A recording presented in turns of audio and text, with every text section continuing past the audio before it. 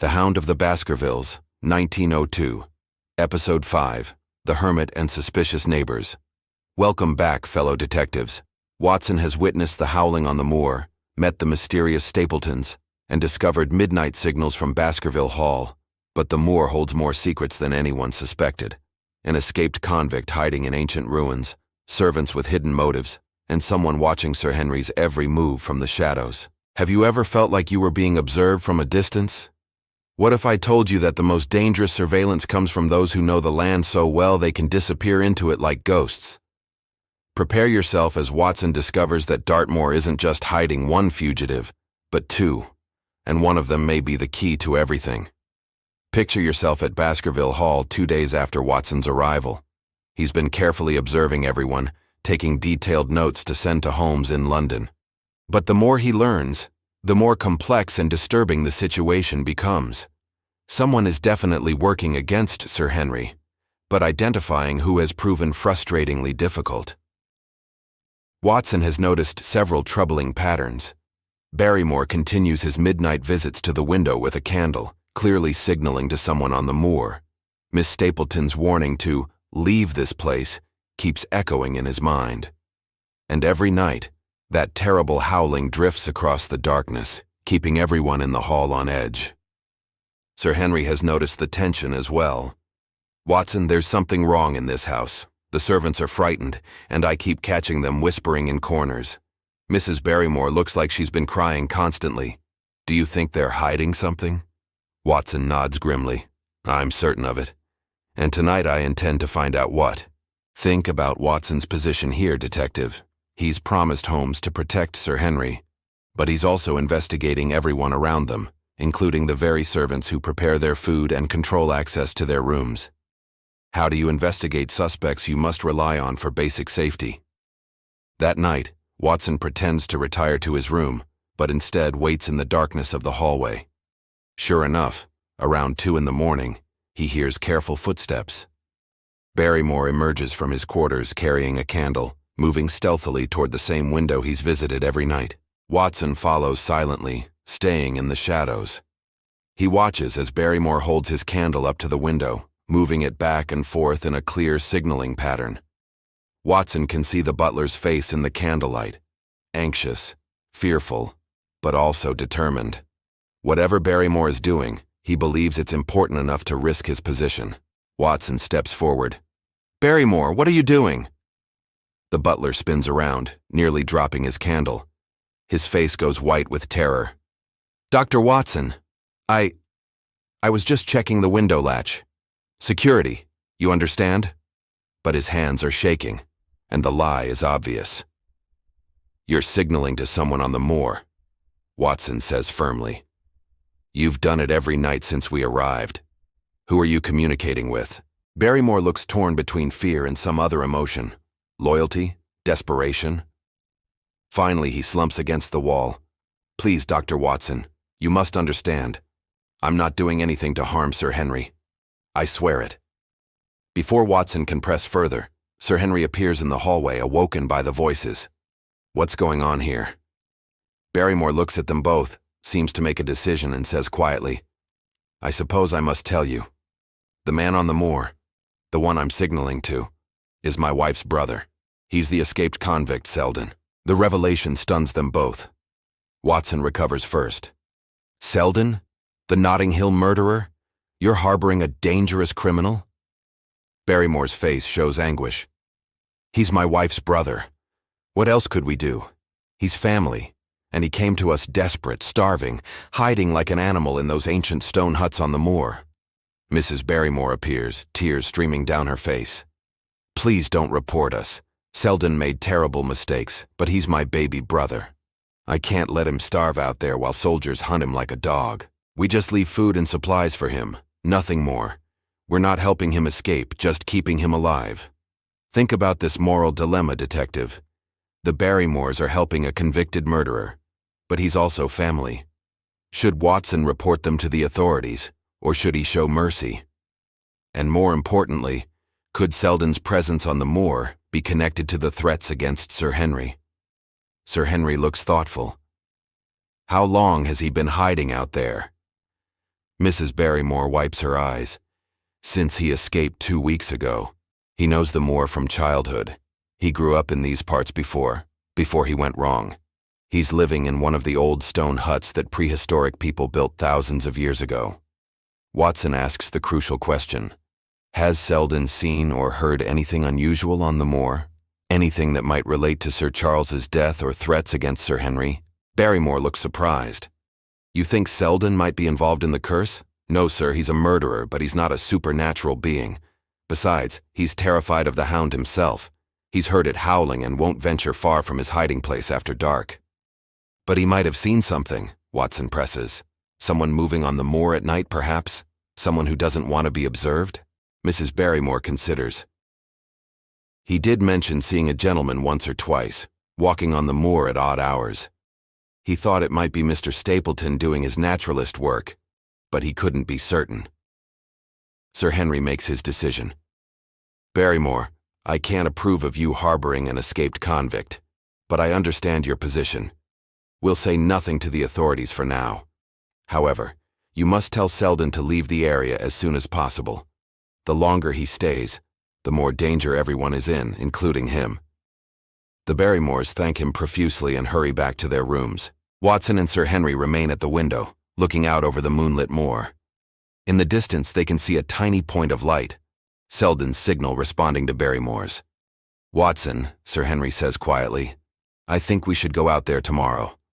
I want to meet this Selden, hear what he's seen. If someone is moving on the moor at night, that someone might be connected to whatever killed Uncle Charles. The next morning brings a visitor. Mr. Frankland of Laughter Hall arrives unannounced, an elderly gentleman with a large telescope under his arm and an expression of gleeful excitement. Sir Henry, delighted to meet you at last. And Dr. Watson, how do you do? I've brought my telescope to show you something quite extraordinary. Frankland is exactly as Dr. Mortimer described, obsessive, slightly eccentric, but harmless. He sets up his telescope on the lawn and invites them to look. I've been tracking that escaped convict, he announces proudly. The police are searching in entirely the wrong areas, but I, through systematic observation, have located his hiding place. Can you see the irony here, Detective? Frankland is about to lead the authorities directly to the Barrymore's family member, completely unaware that he's endangering the household that's hosting him. Through the telescope, Frankland shows them a distant stone hut on the moor. Every day around noon, someone emerges from that hut. I've observed the pattern for a week. It must be Selden. I'm planning to inform the police this afternoon. Finally, my amateur detective work will receive the recognition it deserves. Watson exchanges an alarmed glance with Sir Henry. They need to warn Selden before Frankland brings the authorities down on him. But more importantly, Watson wants to investigate that stone hut himself. If someone is living there and observing the moor, they might have crucial information about the mysterious activities around Baskerville Hall. After Frankland leaves, satisfied with his triumph, Watson prepares for an expedition. Sir Henry, I'm going out onto the moor this afternoon. I want to reach that stone hut before the police do. If Selden is there, I'll warn him. But I also want to investigate the area, see what can be observed from that position. Sir Henry insists on coming, but Watson refuses. Holmes was very specific. You're not to venture onto the moor alone or without knowing the safe paths. I'll go alone. It's safer that way. Though Sir Henry protests, Watson is adamant.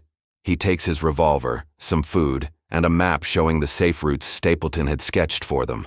The walk across the moor is both beautiful and eerie. Watson follows the paths carefully, knowing that one wrong step could lead him into the treacherous bog. The stone hut is about 3 miles from Baskerville Hall, positioned on a slight rise that provides excellent views of the entire area. As Watson approaches, he notices something odd. There are fresh footprints around the hut, much fresher than they should be if Selden only emerges once daily. And there's something else.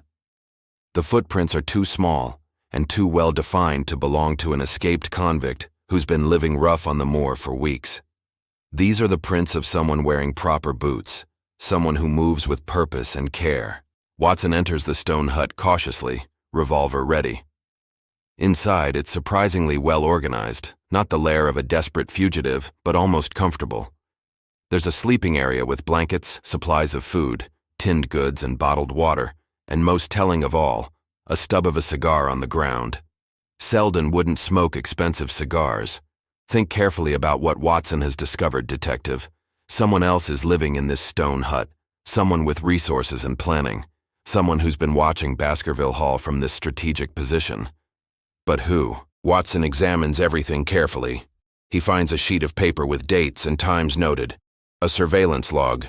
The entries track Sir Henry's movements. OCT 10, subject walked to village at 11 a.m. OCT 11, subject rode to High Tor at 2 p.m. Someone has been systematically observing Sir Henry's every move. There's also a telegram, addressed to a London address Watson doesn't recognize. The message is cryptic. Preparation almost complete. Target remains unaware. Will proceed as planned. Watson's blood runs cold. This is evidence of a conspiracy. Proof that someone is planning something against Sir Henry. He's studying the telegram when he hears footsteps approaching the hut. Watson quickly conceals himself behind a stone pillar inside the hut, his revolver ready. The footsteps stop at the entrance. A shadow falls across the floor. Then a familiar voice says dryly, "Watson, you can come out. Your boot prints are clearly visible leading into the hut, and I know you're not the type to successfully ambush anyone." Watson emerges to find Sherlock Holmes standing in the entrance, looking travel-worn but triumphant. "Holmes, what are you doing here? You said you had urgent business in London." Holmes smiles. "And so I did, the urgent business of misleading whoever is watching us. I've been here on the moor for over a week, Watson, living in this delightful stone hut and observing everything. I knew if I told anyone I was coming, the information might leak to our enemies." Holmes explains his reasoning. "I needed to see the situation without anyone knowing I was here, including you and Sir Henry. That way, I could observe everyone's natural behavior. The Stapletons, the Barrymores, Frankland, even the mysterious person who's been threatening Sir Henry, and I've learned quite a lot." "But Holmes," Watson protests, "if you've been here watching, why didn't you prevent the threats against Sir Henry? Why let things proceed?" Holmes's expression becomes serious. "Because I need to identify everyone involved before making arrests. If I'd acted too soon, the conspiracy's leaders might have escaped. But now, Watson, I finally understand the whole picture. And tonight, we're going to end this." Holmes shows Watson his notes, detailed observations of everyone's movements, connections he's discovered between the supposed neighbors and suspicious outsiders, financial records he's obtained through his London contacts. "The plot against Sir Henry is more elaborate than we imagined," Holmes says, "and more dangerous. Someone has been planning this for months, possibly years. They've positioned themselves perfectly, and they're almost ready to strike." "Who?" Watson demands. "Who's behind all this?" But Holmes shakes his head. "Not yet. I need one more piece of evidence, something that connects all the threads, and I'll get it tonight. There's going to be fog. I can feel it in the air. And in the fog, our enemy will make their move." They hear a sound outside, someone approaching rapidly. Holmes peers out. "It's Sir Henry. The fool has come looking for you. Watson, you should never have let him know where you were going. Now he's put himself in terrible danger." They watch as Sir Henry walks across the moor toward the stone hut, following Watson's trail. But Sir Henry isn't alone. Behind him, staying carefully out of sight, someone is following. A dark figure moving with predatory patience. And as the afternoon light fades and fog begins to roll across the moor, Watson hears it again. The howling. But this time it's not distant. It's close, moving toward them, growing louder and more terrible with each passing moment. Holmes's face goes pale. "My God, I didn't expect them to act now in daylight. Watson, we must reach Sir Henry before—" He doesn't finish the sentence. They rush from the stone hut, running toward Sir Henry, who's still walking obliviously toward them. The fog thickens rapidly, as if summoned by malevolent will. Within minutes, visibility drops to a few yards. Watson can hear Sir Henry calling, "Watson, are you there? Watson!"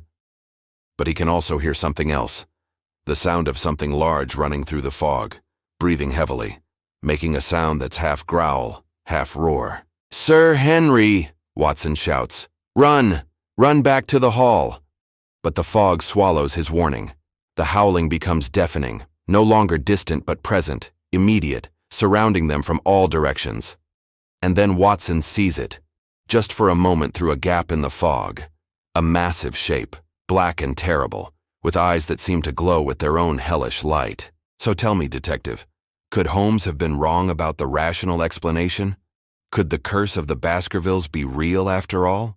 And with Sir Henry lost in the fog, something monstrous hunting him, and visibility reduced to almost nothing, how can Watson and Holmes possibly save him in time? The hermit on the moor wasn't Selden the convict. It was Holmes himself, watching and waiting. But now the watcher has become part of the action, and the game has turned deadly. The fog, the howling, the pursuing shape, all the elements of the legend have come to terrible life on the moor. Join me next time as Holmes and Watson confront the Hound itself, discover the shocking truth about the Stapletons, and race against time to save Sir Henry from the fate that claimed Sir Charles. The final pieces of the puzzle are falling into place, and the answer is more horrifying than anyone imagined. Until then, remember, sometimes the most rational man in England can still be wrong about the impossible.